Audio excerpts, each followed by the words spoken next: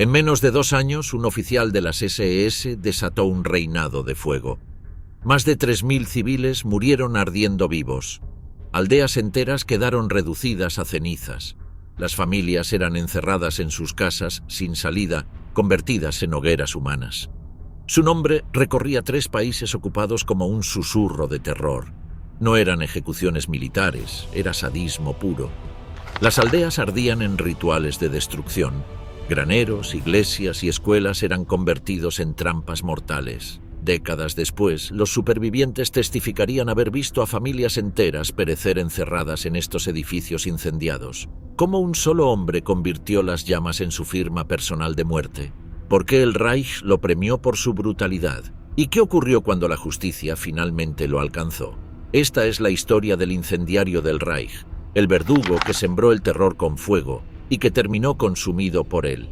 El destino de uno de los verdugos más despiadados de las SS comenzó a forjarse entre los escombros de una Alemania derrotada y humillada. En las calles empedradas de una ciudad industrial, donde el hollín de las fábricas se mezclaba con el amargor de la derrota, nació en 1918 un niño cuya infancia estaría marcada por el hambre, la miseria y un resentimiento que crecería como una planta venenosa en terreno fértil. Su padre, un ferroviario de manos callosas y mirada dura, regresaba cada noche con historias de despidos masivos y salarios que se desplomaban día tras día.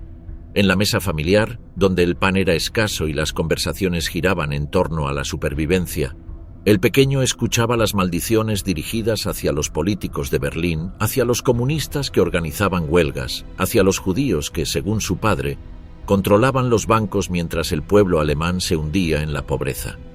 Estas palabras, pronunciadas con la autoridad que solo da la desesperación, se convertirían en los primeros ladrillos de una ideología que más tarde justificaría actos inimaginables. La hiperinflación de 1923 transformó para siempre su percepción del mundo. A los 5 años, veía cómo su madre quemaba billetes de banco para calentar la estufa porque valían menos que la leña. Los carros tirados por mulas transportaban cestas llenas de marcos alemanes que no alcanzaban para comprar una hogaza de pan. En las colas interminables frente a las panaderías, el niño aprendió que la dignidad se desmoronaba cuando el estómago rugía y que la humillación colectiva podía convertirse en una herida que nunca cicatriza. Sus zapatos agujereados pisaban las calles donde los antiguos veteranos de guerra mendigaban con uniformes harapientos. Recordatorio constante de que incluso los héroes podían ser reducidos a la nada por fuerzas que escapaban a su control. Conforme la miseria familiar aumentaba, los padres buscaban culpables y los vecinos judíos se convirtieron en chivos expiatorios. El niño absorbió esas explicaciones simplistas que moldearían su visión del mundo. Durante sus años escolares mostró un rendimiento académico mediocre, pero destacaba por una agresividad que preocupaba a sus maestros. En los recreos era conocido por intimidar a los más débiles, por formar pequeñas bandas que acosaban a compañeros de familias judías o consideradas diferentes. Esta violencia temprana no era casual. Reflejaba la brutalización de una sociedad donde las bandas paramilitares se enfrentaban en las calles y donde la política se había convertido en una extensión de la guerra por otros medios. Sus puños se convirtieron en instrumentos de una autoridad que no podía ejercer en casa, donde la pobreza lo mantenía subordinado y vulnerable. La adolescencia llegó acompañada de uniformes y marchas. A los 15 años se unió a una asociación juvenil nacionalista donde encontró lo que su hogar disfuncional no había podido ofrecerle: disciplina, pertenencia y propósito. Allí aprendió canciones que glorificaban la muerte heroica, participó en rituales que exaltaban la pureza racial alemana y absorbió un antisemitismo que ya no era solo resentimiento social, sino doctrina pseudocientífica. El uniforme le otorgó una identidad poderosa. Ya no era simplemente el hijo del ferroviario empobrecido, sino un soldado de una causa que prometía redención nacional. Los fines de semana se convertían en ejercicios de construcción de identidad colectiva. Marchas por el campo alemán, fogatas donde se quemaban libros considerados degenerados, juramentos de lealtad hacia ideales abstractos pero emocionalmente poderosos. En estos rituales encontró una familia sustituta que le ofrecía claridad moral donde su hogar solo había proporcionado confusión y dolor. La camaradería masculina, estructurada en torno al odio compartido hacia enemigos claramente identificados, le proporcionó la sensación de poder que había buscado durante años.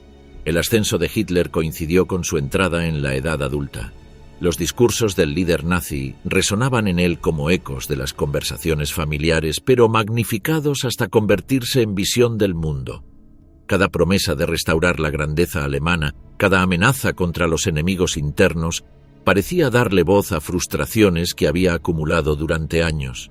Para un joven marcado por la humillación colectiva, el nacionalsocialismo ofrecía una identidad redentora, la de pertenecer a un pueblo elegido que se alzaría contra sus opresores.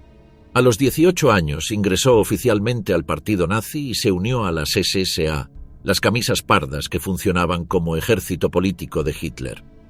En las peleas callejeras contra comunistas y socialdemócratas, encontró una válvula de escape para años de frustración acumulada. Golpear a opositores políticos no era violencia criminal, sino misión patriótica. El miedo que inspiraba en otros alimentaba un ego que había crecido en la privación y la insignificancia social. Las noches se convertían en expediciones punitivas contra barrios obreros, donde la violencia organizada se disfrazaba de activismo político. Sus superiores en las SA notaron rápidamente su entusiasmo por la violencia y su capacidad para seguir órdenes sin cuestionar. Participó en la destrucción de imprentas socialistas, en el asalto a sindicatos, en la intimidación sistemática de opositores políticos. Cada acción exitosa fortalecía su convicción de estar del lado correcto de la historia, de ser instrumento de una justicia superior que trascendía las leyes burguesas. Sin embargo, su verdadera transformación comenzó cuando logró ingresar a las SS, la organización de élite que Heinrich Himmler había convertido en el núcleo ideológico del régimen. El proceso de selección era riguroso. No bastaba con la fuerza física o el fanatismo político. Era necesario demostrar pureza racial mediante certificados genealógicos, someterse a exámenes médicos exhaustivos y mostrar una lealtad ideológica absoluta. El juramento de las SS grabó en su mente un credo que se convertiría en religión personal. Mi honor es la lealtad. La formación en las SS fue una experiencia transformadora que completó su metamorfosis de joven resentido a instrumento perfecto de terror estatal. Durante meses de entrenamiento intensivo, marchó hasta el agotamiento, soportó castigos colectivos diseñados para quebrar la individualidad, estudió manuales de biología racial que presentaban el asesinato como higiene social y participó en ejercicios que normalizaban la violencia extrema.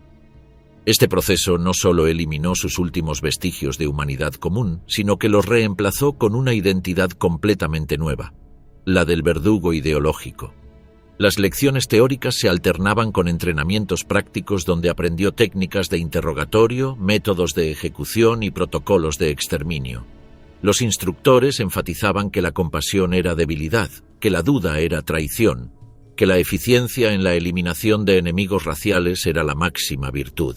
Gradualmente, su capacidad de empatía se atrofió hasta desaparecer completamente, reemplazada por una frialdad mecánica que lo convertiría en ejecutor ideal. Su primer destino fue el campo de concentración de Dachau, donde bajo la tutela de Theodor Eicke aprendió los métodos que más tarde perfeccionaría. Allí descubrió que poseía un talento natural para quebrar la voluntad humana. Mientras otros guardias veían las torturas como una obligación desagradable pero necesaria, él las abordaba con entusiasmo científico.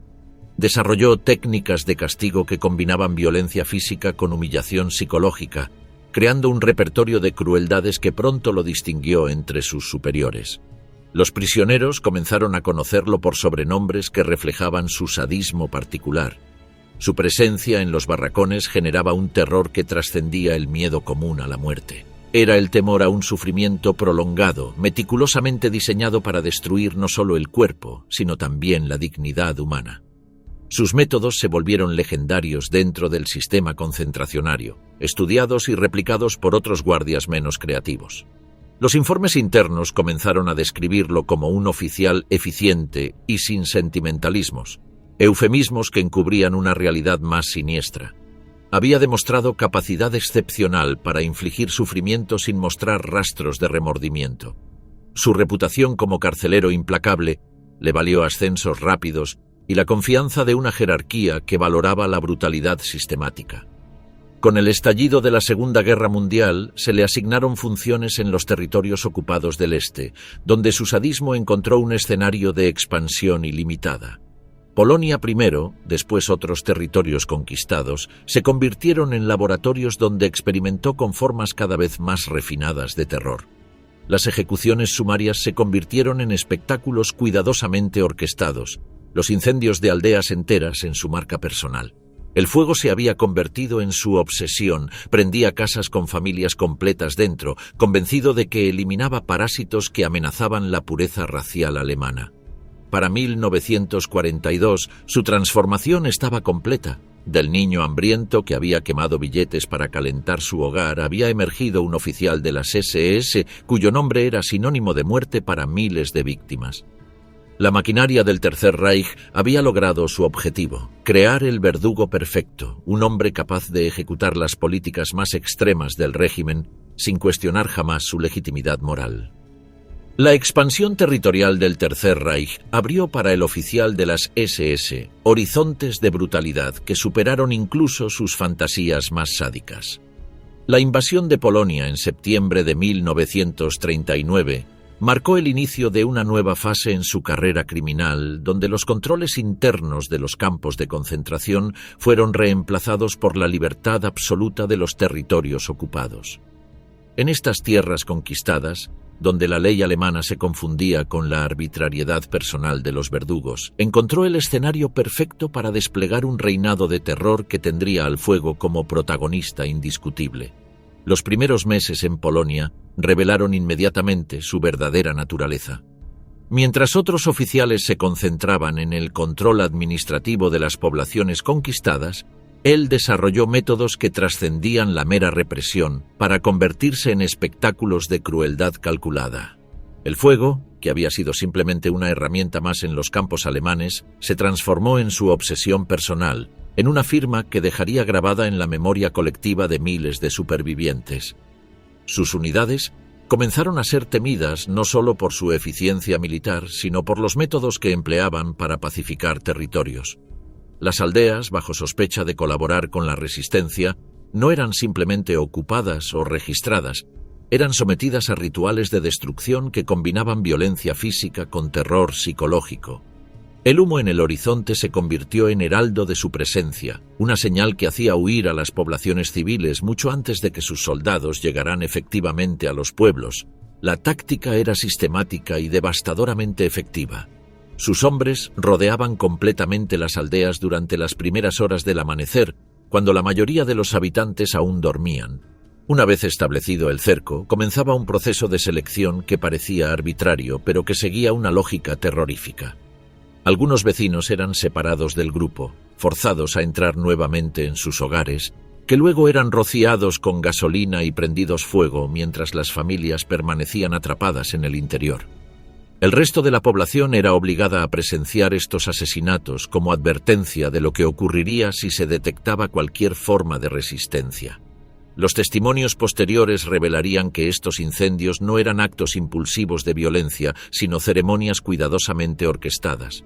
El oficial supervisaba personalmente cada detalle: la distribución del combustible, el momento exacto del encendido, la posición de los espectadores forzados. Su rostro, según relataron los supervivientes, mostraba una expresión de concentración casi religiosa mientras contemplaba las llamas consumir vidas humanas. Para él, el fuego había adquirido un significado que trascendía su utilidad práctica. Se había convertido en instrumento de purificación racial y personal. Con la invasión de la Unión Soviética en junio de 1941, su sadismo encontró un teatro de operaciones aún más vasto y menos controlado. La Operación Barbarroja no solo abrió el frente más extenso de la Segunda Guerra Mundial, sino que legitimó oficialmente la brutalidad extrema contra poblaciones civiles consideradas racialmente inferiores. En este contexto, sus métodos ya no eran vistos como excesos individuales, sino como técnicas eficientes de guerra total que merecían ser estudiadas y replicadas. Las aldeas bielorrusas, ucranianas y rusas se convirtieron en laboratorios donde experimentó con variaciones cada vez más refinadas de su técnica incendiaria. Ya no se conformaba con quemar casas individuales, desarrolló métodos para incendiar pueblos enteros de manera simultánea, creando infiernos que podían verse desde kilómetros de distancia. Graneros, iglesias, escuelas, cualquier edificio capaz de albergar a múltiples personas se convertía en trampa mortal donde centenares de civiles eran encerrados antes de que el fuego fuera encendido desde el exterior. Sus subordinados aprendieron a ejecutar estas operaciones con precisión militar. Cada soldado tenía asignado un sector específico del pueblo, cada edificio era marcado previamente, cada vía de escape era bloqueada antes de iniciar el incendio. Los habitantes que intentaban huir por ventanas o puertas eran abatidos a tiros, pero siempre se permitía que algunos escaparan para que pudieran contar en otras aldeas lo que habían presenciado. El terror, comprendía perfectamente, se multiplicaba cuando tenía testigos que pudieran transmitir el mensaje. Los campos de concentración bajo su jurisdicción se convirtieron en extensiones de esta filosofía del fuego. Los prisioneros eran sometidos a torturas que incorporaban llamas como elemento central, quemaduras deliberadas en manos y rostros durante los interrogatorios, exposición forzada a hornos y fogatas hasta el desmayo, simulacros de incendio en barracones de madera que generaban pánico masivo entre los internos. Estas técnicas no buscaban únicamente obtener información, sino quebrar psicológicamente a los prisioneros hasta convertirlos en sombras humanas incapaces de cualquier forma de resistencia. La dimensión psicológica de su crueldad era quizás su aspecto más perturbador. Los supervivientes recordarían décadas después no solo el dolor físico de las quemaduras, sino la expresión de placer casi sexual que mostraba mientras observaba el sufrimiento ajeno. Sus víctimas describían cómo se acercaba a las llamas para inhalar el humo, cómo acariciaba las antorchas antes de usarlas contra los prisioneros, cómo parecía entrar en trance durante los incendios masivos. El fuego había dejado de ser simplemente un arma para convertirse en objeto de veneración personal. La impunidad absoluta que disfrutó durante años alimentó la escalada de sus crímenes. El sistema nazi no solo toleraba sus métodos, sino que los premiaba con ascensos y condecoraciones. Sus informes oficiales, redactados en el lenguaje burocrático típico del Reich, describían las masacres como operaciones antipartisanos exitosas y los asesinatos masivos como neutralización de elementos hostiles. Esta legitimación institucional le permitió operar sin restricciones, convencido de que sus acciones más atroces eran contribuciones valiosas al esfuerzo de guerra alemán. Los números que dejó tras de sí resultan difíciles de cuantificar, pero los historiadores estiman que fue responsable directo de la muerte de miles de civiles y la destrucción completa de decenas de poblaciones. Sin embargo, las estadísticas no logran capturar el verdadero alcance de su legado. El trauma psicológico infligido a comunidades enteras, el terror que perduró décadas después de terminada la guerra, la forma en que transformó el fuego de elemento natural en símbolo de horror para generaciones de supervivientes. Para quienes lograron sobrevivir a sus atrocidades, el simple olor del humo bastaba para despertar pesadillas.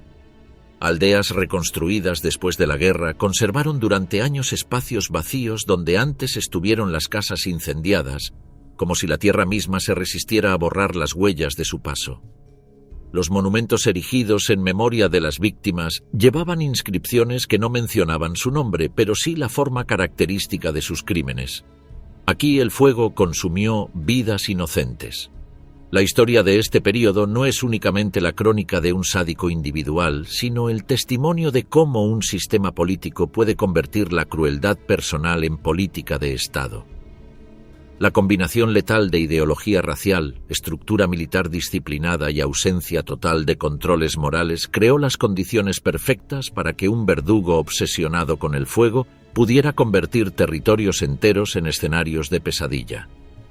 Su legado fue un paisaje de cenizas humeantes que se extendía por miles de kilómetros, una geografía del terror donde cada ruina calcinada testimoniaba la capacidad humana para el mal absoluto. El colapso del Tercer Reich en la primavera de 1945 abrió un escenario caótico en el que verdugos, colaboracionistas y oficiales de las SS intentaron desaparecer entre millones de refugiados. Las ciudades estaban reducidas a ruinas, los ejércitos se habían desbandado y los campos de concentración comenzaban a mostrar al mundo su horror. En ese paisaje devastado, la justicia iniciaba un proceso inédito: rastrear a los responsables de atrocidades que habían dejado cicatrices en toda Europa. Entre ellos figuraba un oficial de las SS cuyo nombre evocaba incendios, aldeas calcinadas y miles de civiles asesinados en ceremonias de fuego cuidadosamente orquestadas. El suicidio de Hitler en Berlín y la posterior detención de Heinrich Himmler marcaron el derrumbe de la jerarquía que durante años había protegido a los verdugos. Muchos comprendieron que ya no habría refugio seguro. Sin Reich, sin mando central y con el país ocupado por los aliados, la huida se convirtió en su única opción. El oficial destruyó documentos, enterró insignias, intentó borrar los rastros de su identidad y se mezcló entre desplazados que avanzaban por carreteras secundarias en busca de un destino incierto. Lo acompañaban el hambre, la fatiga y el miedo constante a ser reconocido. Mientras él vagaba disfrazado de campesino en Londres, Washington y Moscú, se ponían en marcha mecanismos judiciales sin precedentes. La magnitud de los crímenes nazis exigía un marco legal nuevo.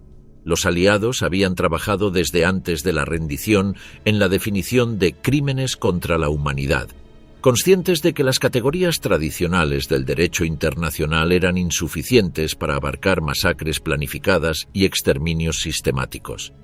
Esa decisión convirtió la persecución de criminales nazis en un proceso histórico. Por primera vez, un régimen caído sería juzgado no solo por su derrota militar, sino por la brutalidad ejercida contra poblaciones civiles. Los equipos de investigación aliada comenzaron de inmediato a recopilar pruebas. Oficinas de las SS abandonadas revelaban informes operacionales con referencias a acciones antipartisanas que escondían matanzas.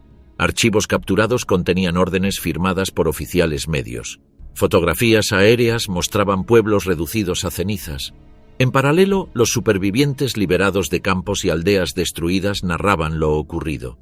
Entre esos testimonios emergía una figura constante, un oficial que utilizaba el fuego no como herramienta bélica, sino como obsesión personal.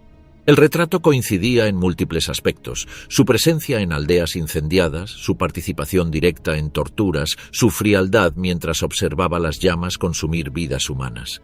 Cada declaración era contrastada con documentos. Un prisionero soviético recordaba haber sido torturado con antorchas. Los registros confirmaban que él estaba destacado en esa zona. Así, pieza a pieza, los investigadores lograron construir un mosaico sólido que vinculaba a la persona con los crímenes. En su huida a Baviera adoptó ropas civiles, un nombre falso y trabajó ocasionalmente en granjas. Pero fue reconocido por un antiguo prisionero que lo identificó gracias a la cicatriz en la frente y su voz. Esa denuncia permitió a los aliados organizar una operación que terminó con su captura en un granero. El arresto se produjo al amanecer, en el otoño de 1945. Soldados estadounidenses rodearon una granja aislada y entraron con rapidez. El fugitivo intentó escapar por una salida trasera, pero fue reducido en cuestión de minutos. Entre sus pertenencias había documentos parcialmente quemados en los que aún era visible su nombre y rango. Aquello confirmaba su identidad. Lo trasladaron a un centro de detención para criminales de guerra, donde comenzó la siguiente fase: los interrogatorios.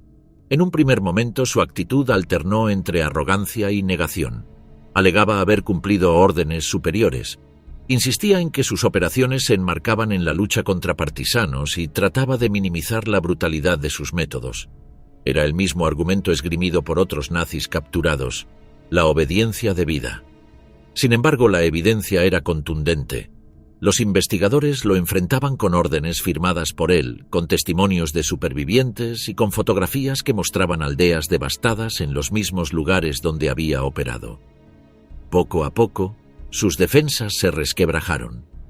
Uno de los momentos clave ocurrió cuando le mostraron la declaración de un niño superviviente. El testimonio describía cómo su familia había sido encerrada en un granero incendiado y cómo él había escapado por una rendija, presenciando las llamas que consumían a los suyos. Ese relato coincidía exactamente con un informe operativo firmado por el oficial. Confrontado con esa evidencia, el acusado guardó silencio prolongado, una confesión más elocuente que cualquier palabra. La construcción del caso dependía tanto de documentos como de la valentía de quienes decidieron testificar. Mujeres, ancianos y soldados liberados revivieron recuerdos insoportables para señalarlos sin dudar. Cada testimonio añadía humanidad a las cifras y destruía la idea de que los crímenes eran simples excesos de guerra. No se trataba de batallas ni de enfrentamientos con combatientes, sino de la aniquilación sistemática de comunidades enteras. Los tribunales militares regionales, organizados por los aliados para juzgar a criminales de rango medio, se convirtieron en el escenario de su proceso. A diferencia de los juicios de Nuremberg, centrados en la cúpula política y militar, estos procesos buscaban demostrar que la justicia alcanzaría también a quienes habían ejecutado directamente las órdenes. El expediente del oficial era extenso: cargos de crímenes de guerra por ataques contra civiles y prisioneros, y cargos de crímenes contra la humanidad por exterminio sistemático mediante el fuego.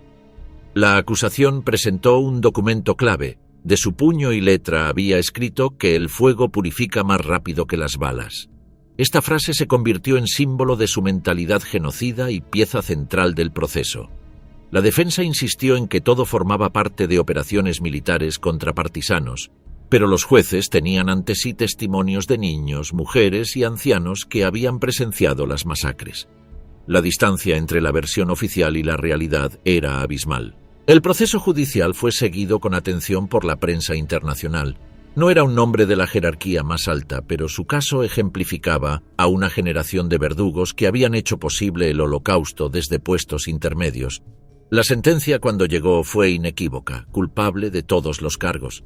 La condena a muerte no solo representaba castigo individual, sino la afirmación de un principio fundamental: que ningún crimen de esa magnitud podía quedar sin respuesta. En las comunidades destruidas por sus acciones, la noticia se recibió con una mezcla de alivio y melancolía. Aldeas reconstruidas guardaban aún los espacios vacíos donde antes hubo casas reducidas a cenizas. Monumentos erigidos en memoria de las víctimas recordaban el horror vivido. Para los supervivientes, ver que la justicia había alcanzado al hombre que había sembrado el terror con fuego significaba reconocimiento y dignidad. No devolvía a los muertos, pero confirmaba que el mundo no había olvidado lo ocurrido. Su caída simbolizó algo más amplio que el final de un individuo. Representó el inicio de una nueva era en el derecho internacional, donde crímenes masivos contra civiles serían perseguidos sin importar la jerarquía del responsable. El oficial, que creyó poder fundirse en el anonimato, descubrió que la justicia, aunque lenta, era persistente. La misma Europa que había ardido bajo sus órdenes se convirtió en escenario de su derrota definitiva. El fuego que había utilizado para destruir aldeas enteras terminó siendo la prueba que lo condenó. Sus llamas, antes signo de poder, se transformaron en símbolo de culpabilidad. Allí donde quiso sembrar miedo, se encendió en cambio el compromiso de perseguir la barbarie hasta sus últimas consecuencias. Su captura, su juicio y su condena marcaron el final de una carrera de terror y el triunfo de una justicia que por primera vez en la historia se alzaba contra los crímenes contra la humanidad. La sala del tribunal militar aliado en la Alemania ocupada respiraba una solemnidad cargada de historia cuando se abrió el proceso contra el oficial de las SS que había convertido el fuego en su firma personal de terror. El edificio gubernamental donde se celebraba el juicio aún conservaba las cicatrices de la guerra: ventanas reparadas con madera, paredes desconchadas y un olor persistente a ruinas que impregnaba cada rincón. Sobre la mesa de los jueces, las banderas de Estados Unidos, Reino Unido, Francia y la Unión Soviética recordaban que esta era justicia internacional en acción, un precedente histórico que trascendía las fronteras nacionales. El acusado fue conducido a la sala esposado, vestido con el uniforme gris de prisionero que contrastaba dramáticamente con el negro imponente de las SS que una vez había portado con arrogancia. Su postura rígida intentaba mantener una dignidad que ya no le pertenecía, pero las manos temblorosas delataban el miedo que carcomía su interior. Los jueces, representantes de diferentes nacionalidades unidas por un propósito común, Tenían ante sí un expediente que había crecido hasta alcanzar cientos de páginas, órdenes firmadas, testimonios desgarradores, fotografías aéreas de destrucción masiva y reportes médicos de víctimas que habían sobrevivido a las llamas. La lectura del acta de acusación se extendió durante más de 2 horas, cada cargo añadiendo peso a la montaña de evidencia que se alzaba contra el prisionero. Los crímenes de guerra incluían el uso sistemático del fuego como arma contra civiles indefensos y prisioneros de guerra en violación directa de las convenciones internacionales. Los crímenes contra la humanidad abarcaban las masacres de aldeas enteras, los asesinatos colectivos en graneros e iglesias convertidas en trampas mortales, la destrucción deliberada de comunidades con el único propósito de sembrar terror entre poblaciones que no representaban amenaza militar alguna. Los asesinatos individuales constituían una categoría aparte que revelaba la dimensión personal de su sadismo. Ejecuciones sumarias de prisioneros, sesiones de tortura donde las antorchas se convertían en instrumentos de interrogatorio, palizas mortales administradas con una meticulosidad que trascendía cualquier objetivo militar legítimo. El terror sistemático, finalmente, englobaba la destrucción calculada de comunidades enteras como estrategia deliberada de control psicológico sobre territorios ocupados. La presentación de pruebas documentales constituyó el primer golpe devastador contra cualquier estrategia defensiva que pudiera intentar el acusado. Los fiscales desplegaron meticulosamente documentos incautados en oficinas de las SS, comenzando por órdenes escritas que llevaban su firma inequívoca y que instruían explícitamente a sus subordinados para limpiar aldeas con fuego para dar ejemplo a la población. Las listas de operaciones antipartisanos en Polonia y Bielorrusia contenían referencias constantes a incendios masivos que coincidían exactamente con los testimonios de supervivientes. Particularmente incriminatorios resultaron los informes internos de evaluación, donde sus superiores lo describían como un hombre fiable para tareas de castigo, eufemismo que apenas ocultaba la realidad de que había sido seleccionado específicamente por su capacidad y disposición para ejecutar las políticas más brutales del régimen. Sin embargo, fueron los testimonios de supervivientes los que otorgaron dimensión humana a la fría documentación burocrática. Una mujer polaca, cuya voz se quebraba mientras recordaba los eventos más traumáticos de su vida, relató cómo había presenciado el encierro de su familia en una iglesia que posteriormente fue incendiada mientras ella se ocultaba entre los arbustos cercanos. Su identificación del acusado como el oficial que había dado la orden directa fue inequívoca, a pesar de los años transcurridos y el intento de éste de modificar su apariencia física. Un prisionero de guerra soviético mostró al tribunal las cicatrices permanentes en sus manos, resultado de las quemaduras infligidas con antorchas durante interrogatorios dirigidos personalmente por el acusado. Su testimonio reveló no solo la brutalidad física de las torturas, sino también la metodología psicológica empleada.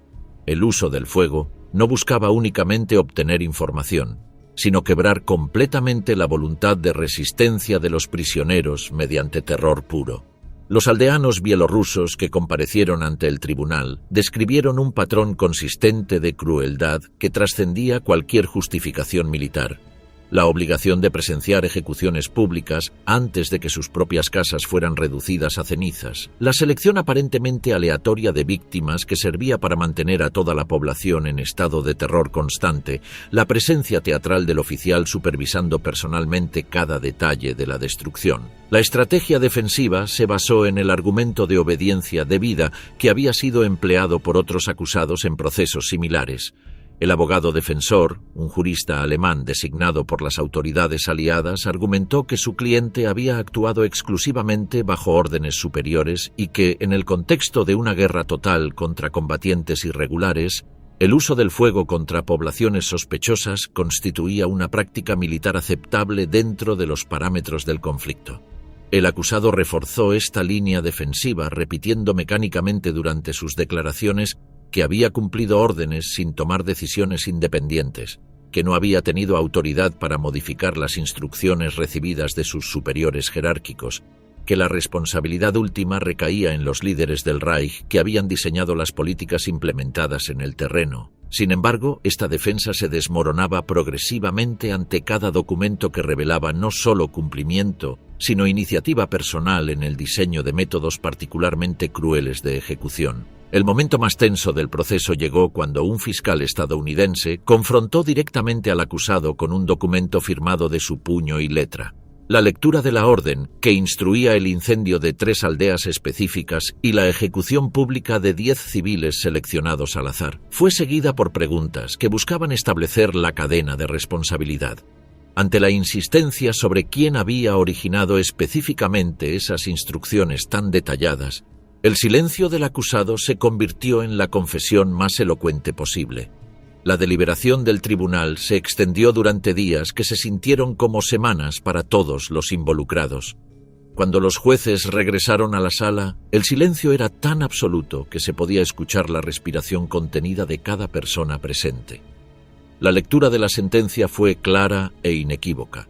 Culpable en todos los cargos presentados, con una condena a muerte que reflejaba tanto la magnitud de los crímenes como la ausencia total de circunstancias atenuantes. Los jueces enfatizaron en su fundamentación que los actos cometidos habían trascendido cualquier categoría conocida de violencia de guerra para constituir crímenes contra la humanidad en su expresión más pura. El uso sistemático del fuego como instrumento de terror había revelado una crueldad deliberada que no podía ser explicada ni justificada por la obediencia militar, sino que reflejaba una decisión personal de participar activamente en el exterminio de poblaciones civiles. La reacción en la sala fue de alivio contenido entre los supervivientes presentes, quienes veían en la sentencia no solo justicia individual, sino reconocimiento oficial de los sufrimientos que habían padecido. Para las comunidades destruidas, representadas por estos testigos valientes, el veredicto constituía una forma de redención histórica que validaba sus testimonios y honraba la memoria de quienes habían perecido en las llamas.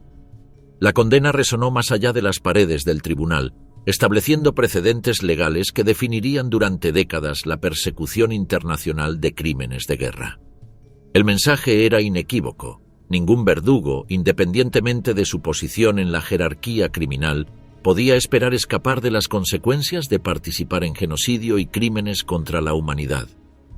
Los últimos días del oficial de las SS transcurrieron en una celda austera de la prisión militar donde aguardaban otros condenados por crímenes de guerra.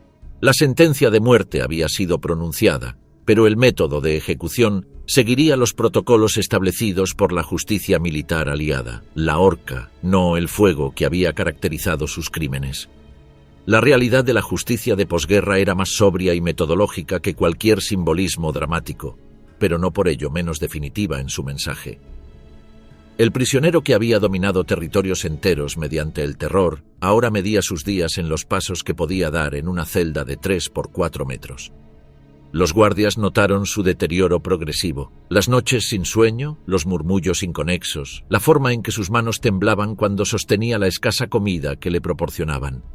El hombre que una vez había observado impasible el sufrimiento ajeno, ahora experimentaba el peso psicológico de enfrentar su propia mortalidad inminente. Durante las semanas que precedieron a la ejecución, varios capellanes militares intentaron visitarlo, ofreciendo la posibilidad de confesión o palabras de consuelo espiritual. Estas ofertas fueron rechazadas sistemáticamente con la misma frialdad que había caracterizado su trato hacia las víctimas. Su negativa a buscar cualquier forma de redención espiritual reflejaba una personalidad que incluso ante la muerte se aferraba a la dureza emocional que había cultivado durante años. Los preparativos para la ejecución siguieron protocolos establecidos que habían sido refinados durante los numerosos casos de criminales de guerra procesados en toda Europa. El patíbulo fue construido en el patio de la prisión según especificaciones técnicas diseñadas para garantizar una muerte rápida y eficiente. A diferencia de las ejecuciones públicas de épocas anteriores, este proceso estaba limitado a testigos oficiales. Representantes militares, observadores legales y un número reducido de supervivientes que habían solicitado presenciar el final del hombre que había destruido sus comunidades. El día señalado amaneció gris y frío, con una bruma que parecía apropiada para la solemnidad del momento. El protocolo militar exigía precisión en cada detalle. El prisionero fue despertado antes del alba, se le proporcionó una comida final que rechazó y se le permitió escribir cartas que nunca envió. Su comportamiento durante estas horas finales fue descrito por los guardias como extrañamente calmado, como si hubiera alcanzado una aceptación resignada de su destino. La marcha hacia el patíbulo se realizó sin incidentes. Escoltado por 2 guardias militares, el condenado atravesó los corredores de la prisión con paso firme, manteniendo una postura erguida que contrastaba con la palidez de su rostro y el temblor apenas perceptible de sus extremidades. Al llegar al patio, donde esperaban los testigos oficiales en un silencio sepulcral, su mirada recorrió brevemente los rostros presentes antes de fijarse en la estructura de madera que sería el escenario de sus últimos momentos. Entre los testigos se encontraban varios supervivientes de las aldeas que había incendiado, hombres y mujeres que habían viajado largas distancias para presenciar este momento de justicia. Sus rostros reflejaban emociones complejas, no celebración, sino una satisfacción sombría al ver que la justicia finalmente alcanzaba a quien había causado tanto sufrimiento. Para ellos, esta ejecución representaba el cierre de un capítulo traumático, aunque no la sanación completa de heridas que permanecerían abiertas de por vida. El oficial encargado de la ejecución leyó por última vez la sentencia, recitando los crímenes probados en el juicio: la destrucción sistemática de comunidades civiles, el asesinato masivo de no combatientes, el uso del terror como política deliberada. La lectura fue breve y factual, sin dramatismo innecesario, reflejando la naturaleza legal y no vengativa del proceso que había llevado a este momento. Los últimos minutos transcurrieron con la eficiencia burocrática que caracterizaba todos los aspectos de la justicia militar aliada. Se le ofreció al condenado la oportunidad de pronunciar últimas palabras, que declinó con un gesto silencioso. La capucha fue colocada sobre su cabeza, ocultando para siempre las expresiones de un rostro que había presenciado y ordenado atrocidades indescriptibles. El verdugo, un especialista militar entrenado específicamente para estas tareas, verificó los mecanismos una última vez. La ejecución se completó en cuestión de segundos. El silencio que siguió fue roto únicamente por el viento que movía las ramas de los árboles cercanos, un sonido que contrastaba dramáticamente con los gritos y llamas que habían caracterizado los crímenes del ejecutado. Los testigos permanecieron inmóviles durante varios minutos, procesando el significado del momento que acababan de presenciar. Para los supervivientes presentes, la muerte del oficial representaba una forma de justicia que, aunque no podía devolver a los muertos ni reconstruir las comunidades destruidas, al menos confirmaba que los crímenes más atroces no quedarían completamente impunes. Una anciana polaca que había perdido a toda su familia en uno de los incendios ordenados por él expresó posteriormente que había sentido no celebración, sino alivio. El conocimiento de que el mundo reconocía oficialmente el sufrimiento que habían padecido. La noticia de la ejecución se difundió rápidamente a través de los medios internacionales, pero fue recibida con menos fanfarria de la que podrían haber generado las ejecuciones de criminales de mayor rango. Los periódicos la reportaron como un elemento más en el proceso amplio de desnazificación que se desarrollaba en toda Europa. Un recordatorio de que la justicia buscaba alcanzar no solo a los líderes más visibles del régimen, sino también a los ejecutores intermedios que habían hecho posibles las políticas genocidas. El impacto más profundo de esta ejecución se sintió en las comunidades que habían sido sus víctimas. En aldeas reconstruidas de Polonia, Bielorrusia y Ucrania, la noticia fue recibida con una mezcla de satisfacción y melancolía. Los monumentos erigidos en memoria de las víctimas adquirieron un nuevo significado.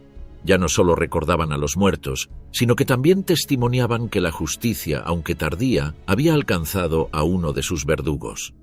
La muerte del oficial de las SS marcó el final de una vida que había encarnado lo peor de la naturaleza humana cuando se combina con ideología extremista y poder absoluto. Su ejecución no fue el espectáculo dramático que algunos podrían haber imaginado, sino un acto sobrio de justicia legal que cerró un capítulo específico en el amplio proceso de responsabilizar a los perpetradores del Holocausto y los crímenes de guerra nazis.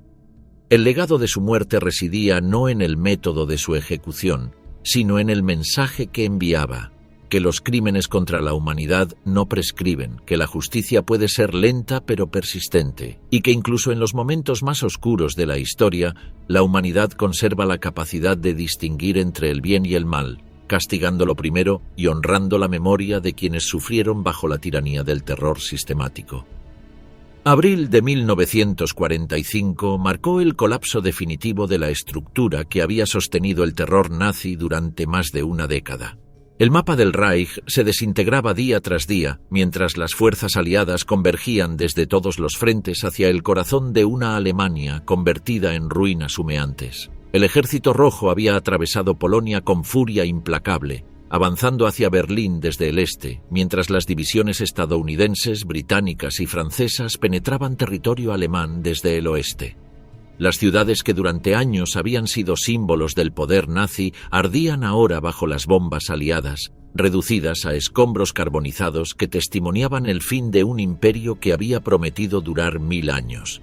En medio de esta desintegración sistemática se encontraba el oficial de las SS, cuya trayectoria había estado marcada por el fuego y la destrucción.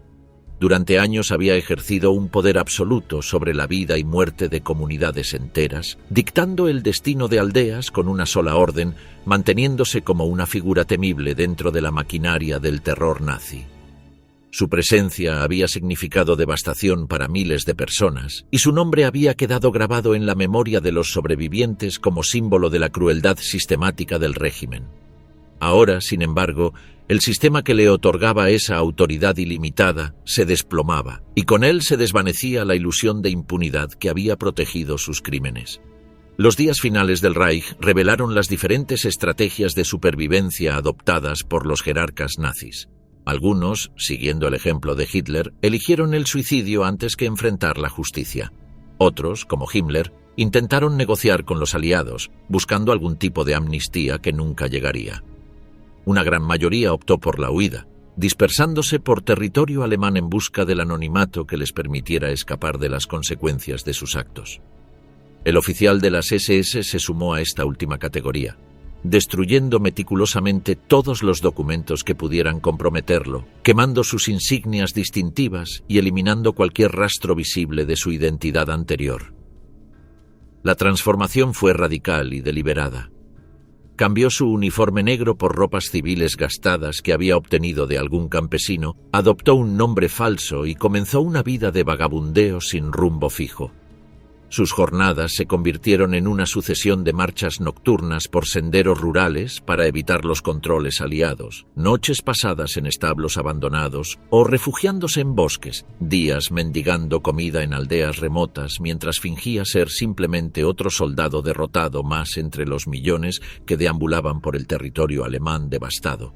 El contraste entre su situación presente y su pasado reciente resultaba brutal e inevitable. Solo unos meses antes había marchado al frente de columnas de soldados, luciendo un uniforme reluciente y recibiendo el respeto temeroso de todos los que se cruzaban en su camino. Su palabra había sido ley absoluta en las regiones bajo su control, y su presencia había bastado para sembrar el pánico entre la población civil. Ahora caminaba sucio, barbudo, temblando de frío y hambre, evitando cuidadosamente la mirada de los campesinos que encontraba en su camino, consciente de que cualquier reconocimiento podría significar su perdición. Los recuerdos lo perseguían constantemente durante esas semanas de huida. Cada hoguera improvisada que encendía para calentarse le recordaba los incendios que había ordenado. Cada llama miserable para sobrevivir contrastaba dolorosamente con el fuego que había sido símbolo de su poder destructivo. En este ocaso de su carrera criminal comenzó a experimentar una emoción que no había conocido durante años de ejercer el terror, el miedo. El verdugo que había infundido pánico en miles de personas vivía ahora perseguido por su propia sombra, consciente de que cada día de libertad podría ser el último. Su situación no era única entre los criminales de guerra nazis en fuga. Decenas de oficiales de las SS y otros perpetradores de crímenes buscaban rutas de escape a través de redes organizadas conocidas como Ratlines.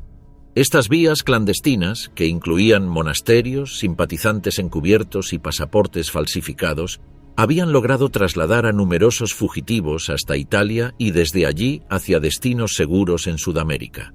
El oficial intentó establecer contacto con estas redes de escape, pero descubrió que su notoriedad jugaba en su contra de manera decisiva. Era demasiado conocido en las regiones que había devastado, demasiado fácil de identificar para los aldeanos que lo recordaban vívidamente, demasiado reconocible para los prisioneros liberados que podían describirlo con precisión milimétrica. El final de su huida comenzó con un encuentro aparentemente casual en un pequeño pueblo bávaro donde había buscado refugio temporal. Entre un grupo de desplazados que transitaba por la zona se encontraba un hombre polaco, antiguo prisionero de uno de los campos de concentración. Una sola mirada bastó para el reconocimiento. La mandíbula rígida, la cicatriz característica en la frente, el timbre áspero de la voz que había pronunciado tantas sentencias de muerte. El ex prisionero actuó con prudencia, avisando discretamente a las autoridades aliadas de la zona sobre la presencia del fugitivo.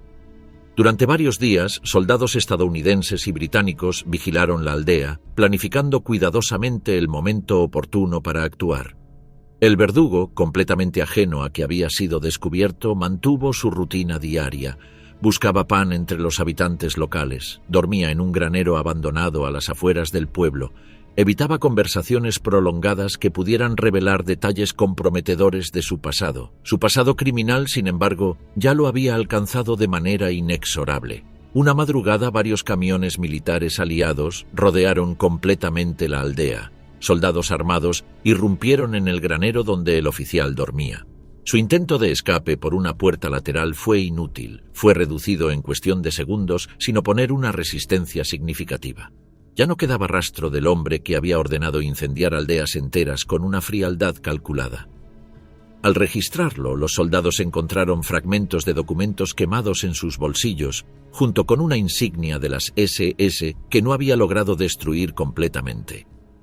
Ese descuido menor se convirtió en la prueba definitiva de su identidad verdadera. Fue trasladado bajo estricta vigilancia militar hacia un centro de detención, y durante el trayecto los soldados observaron que mantenía la mirada constantemente baja, evitando cualquier tipo de contacto visual. El verdugo estaba completamente derrotado.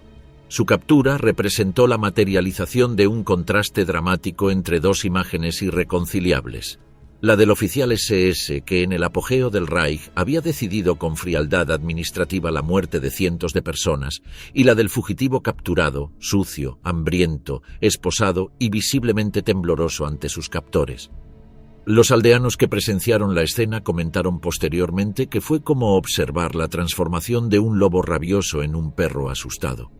La caída del verdugo era total y definitiva. Encerrado en una celda individual, fue sometido a interrogatorios preliminares durante los cuales intentó negar su identidad real, pero las pruebas acumuladas en su contra resultaban contundentes. Testimonios detallados de sobrevivientes, documentos incautados durante registros, fotografías que confirmaban su participación en masacres específicas. Cada día, más supervivientes llegaban para identificarlo, señalándolo sin vacilación como el hombre responsable de la destrucción de sus comunidades. Mujeres que habían perdido a sus familias, ancianos que habían visto arder sus hogares, incluso niños que conservaban recuerdos traumáticos de los incendios, todos coincidían en su identificación. No existía posibilidad de escape o negación creíble. Su captura fue comunicada inmediatamente a la prensa internacional, generando titulares que resonaron por todo el mundo libre. Los periódicos anunciaban la detención del hombre que había sembrado terror con fuego y destrucción, describiendo su caída como el símbolo del triunfo de la justicia sobre la impunidad nazi. Para los gobiernos aliados, representaba una victoria significativa en la búsqueda de responsabilidad por los crímenes de guerra, demostrando que la red de persecución funcionaba efectivamente. Para los sobrevivientes de sus crímenes, la noticia de su captura representó mucho más que la simple detención de un individuo. Confirmaba que la justicia podía alcanzar incluso a quienes habían intentado desaparecer en el anonimato, demostrando que la memoria de las víctimas mantenía viva la búsqueda de responsabilidad por los crímenes cometidos durante los años más oscuros de la historia europea. El oficial que había utilizado el fuego como instrumento de terror ahora enfrentaba el fuego de la justicia, reducido a esperar un veredicto que todos sabían inevitable. El ocaso del verdugo simbolizaba algo más profundo que la caída de un criminal individual. Representaba la fragilidad fundamental del poder construido sobre el terror y la violencia sistemática. Durante años, su figura había encarnado la arbitrariedad absoluta, la capacidad aparentemente ilimitada de destruir vidas y comunidades con decisiones fríamente calculadas. Su autoridad había parecido invencible dentro del sistema nazi, protegida por la estructura institucional del Reich y la complicidad de miles de colaboradores. Sin embargo, al final, su destino fue el de un fugitivo acorralado, reducido a la condición de un prisionero más entre los escombros de un imperio derrotado. Su caída demostró una verdad histórica fundamental, que por más brutal y aparentemente invencible que parezca un régimen autoritario, siempre existe un momento en que la justicia, impulsada por la memoria persistente de las víctimas y la determinación de quienes buscan responsabilidad, logra abrirse paso a través de las estructuras de impunidad. El verdugo, que había sembrado miedo en miles de personas, terminó atrapado por el mismo miedo que había infundido en otros, viviendo sus últimos días de libertad perseguido por las sombras de sus propios crímenes, consciente de que la red de justicia se cerraba inexorablemente a su alrededor.